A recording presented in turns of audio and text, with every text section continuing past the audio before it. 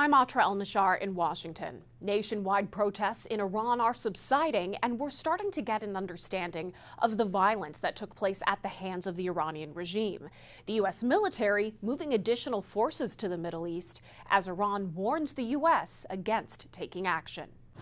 In Tehran's famous Engel Square, a new mural sends a warning to the United States from the regime against military action on Iran. Words in English on the side read, "If you sow the wind, you will reap the whirlwind." It's a big force. We have a big force going toward Iran. By Monday morning, U.S. carrier strike group USS Abraham Lincoln arrived in the Middle East.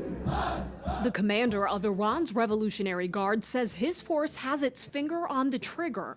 And leaders of two Iran-backed militias in Iraq and Yemen signal willingness to retaliate against any U.S. action.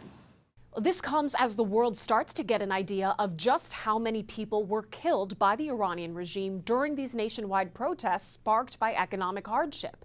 Iranian state TV claiming 3,117 people were killed. But two officials at Iran's Ministry of Health tell Time magazine it could be as high as 30,000. President Trump voicing support for the protesters multiple times this month. Many of them hoped he would act. January 2nd, Trump said if Iran kills protesters, the United States of America will come to their rescue. We are locked and loaded and ready to go. On January 10th, the USA stands ready to help. And on January 13th, keep protesting, take over your institutions, and help is on its way.